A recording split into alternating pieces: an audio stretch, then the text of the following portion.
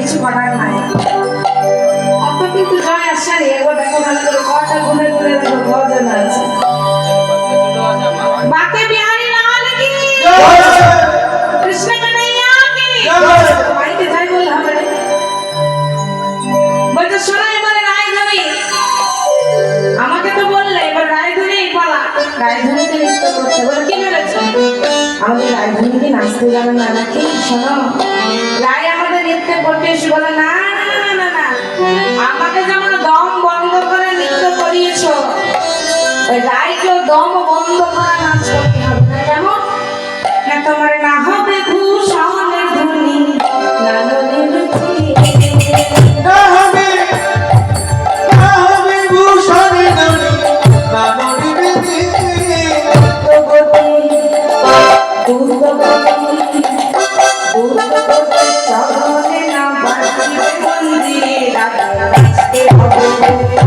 রাধে তোমায় নাচতে হবে রাধে তোমায় নাচতে হবে রাধে তোমায় নাচতে হবে এবার রাধারানী নাচ করা শুরু করেছে রাধারানীকে নাচ করতে হবে ভূষণের ধ্বনি হবে না কিছু হবে না মঞ্জে নয় উপর বাজবে না রাধারানীকে নাচতে হবে সোহাগ চাঁদ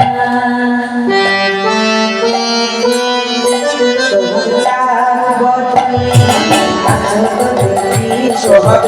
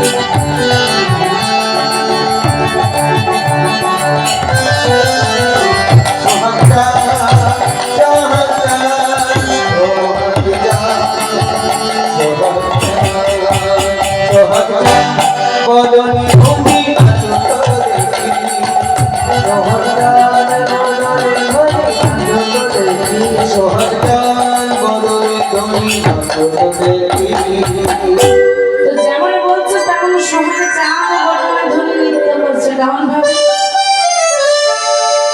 ও কি আর ধ্বনি ও কি আর ধ্বনি ঠমকি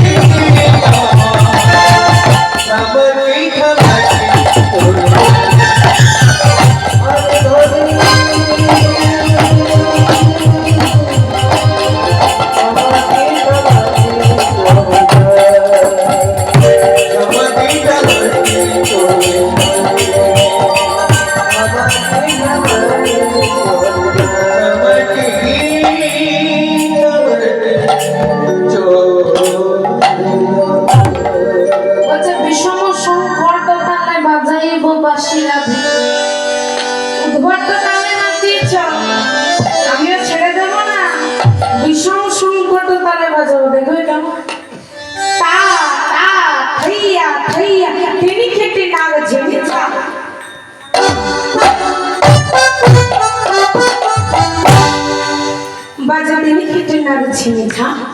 বাজা তিনি খেটে নাগ ছিনি থা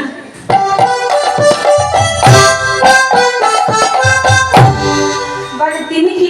খেটে নাগ ছিনি ঝা ঝা ঝা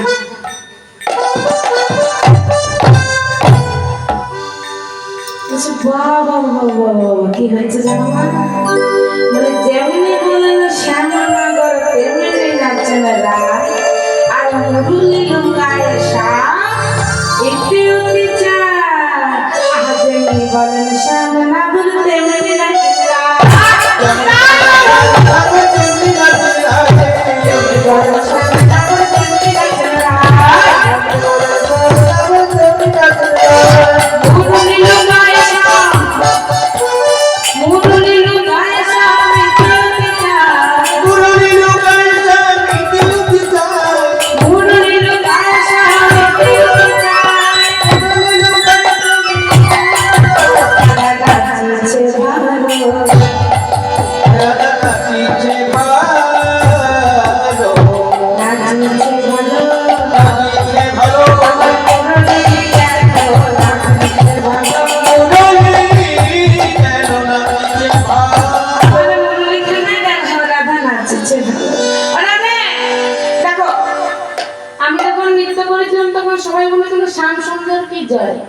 আর তুমি এখন নৃত্য করলে দেখো সবারই রূপধ্বনিতে কত যায়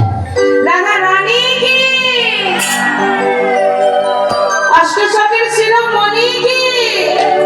মানে মাদের মনে হচ্ছে খাওয়া দাওয়া ঠিকঠাক হয় না খিদে পেয়ে গেছে বলে কটা বাচ্চা একটু ঘড়িতে বলো তো হ্যাঁ বলে বোমারি ডেটটা তো টেনে দিলাম আমি আর এতগুলো বসে আছে হরিবার হরি যাই হোক এবার মিলনে দেবো হয়েছে নাকি একটু ভোলানাথের বড়টার একটু দর্শনের প্রদর্শন যখন বৃন্দাবনে নাচ গান চলছে তখন ভোলা বাবার কৈলাসে স্থির থাকতে পারছে না বলছে আমিও যাবো সঙ্গে সঙ্গে মাথা পার্বতী বলছে ভোলা তোমার জায়গা না কারণ রাস মঞ্চ শুধু আমার পরম পুরুষ ভগবান উনি ছাড়া কোনো পুরুষের অধিকার নেই তুমি কি করে যাবে বলছে আমি কিছু জানি না পার্বতী আমি যাবো যোগমায় বলছে একটা উপায় আছে কি না নকল গোপী সাজতে হবে তো নকল গোপী যেই না সাজিয়েছে ভোলানাথের সুবিশাল চেহারা মানে আমার থেকে মোটা এবার 80 হাতের শাড়ি নিয়ে এসেছে ও মা এখন পরাচ্ছে সামনেটা হলো পিছনটা ফাঁকা আর পিছনটা হলো সামনেটা ফাঁকা দুটো সাপ গলায় আছে বাসুকি না কোমর ইংলি বিবলিকে দেখে বলছে ভালো বলছেন জানো শাড়িটা খুলে না যে এবার ভোলানাথ যখন যাচ্ছে না তখন বলছে ও ভোলা না বলো বলে দেখো ভোলা যেন নেচে ফেলো না দেখো ভোলা যেন নেচে ফেলো না দেখো ভোলা যেন নেচে ফেলো না দেখো ভোলা নেচে ফেলো না নকল গোপী সাজাইছি দেখো ভোলা যেন নেচে ফেলো না নকল গোপী সাজাইছি দেখো ভোলা নেচে ফেলো না ভোলানাথ বলছে না না পার্বতী তোমার চিন্তা নেই আমি নাচ করবো না কিন্তু জানো না যত রাস মঞ্চের দিকে আসছে আমার দেবাদি দেব মহাদেব ভোলানাথ ও যত বাঁশির ধ্বনি আমার ভোলানাথের কানে ভেসে আসছে ভোলানাথ আর স্থির থাকতে পারছে না এবার ভোলানাথের রাস মঞ্চে দেখে আরো গোপীরা কি বলছে জানো এই মোটা গোপী হ্যাঁ তারপরে শাড়ি পরেছে বলছে কি এমন গোপী দেখি না এমন গোপী দেখি না এমন গোপী দেখি না এমন গোপী দেখি না দেশের গোপী বাবা এমন গোপী দেখি না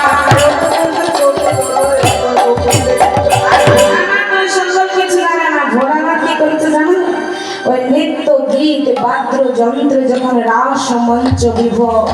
তখন ভোলানাথ আমার শুরু করেছে কি ঠাকুর বসুয়া নাচিছে নাচি আমার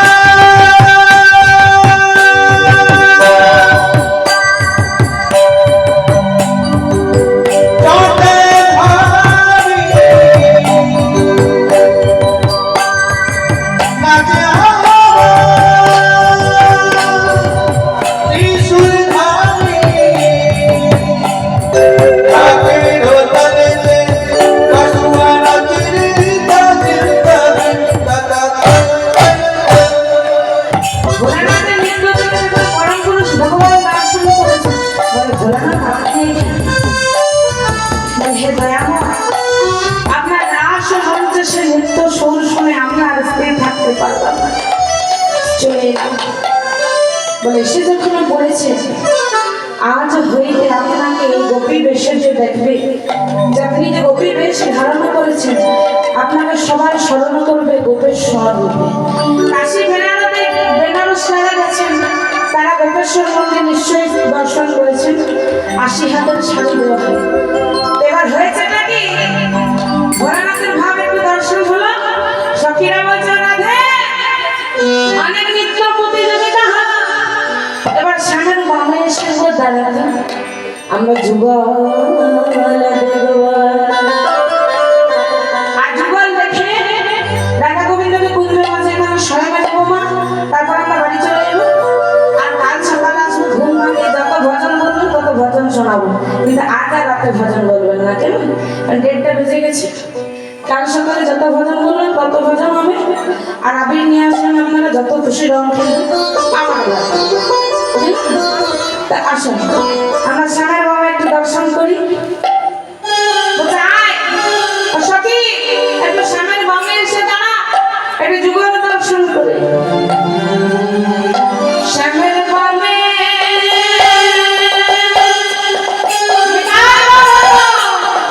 সামনের বামে দাঁড়াইলো নবীন কিশোরী, নবীন কিশোরী।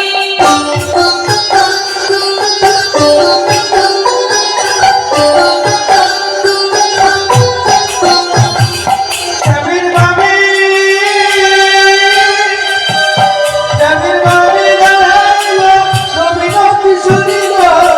নবীন কিশোরী। জামির বাবি দাঁড়াইলো নবীন কিশোরী গো, নবীন কিশোরী। হরি হরি মালা গো, হরি হরি মালা। প্রেমানন্দে ভক্ত ভেদ হরি হরি বল, হরি হরি বল।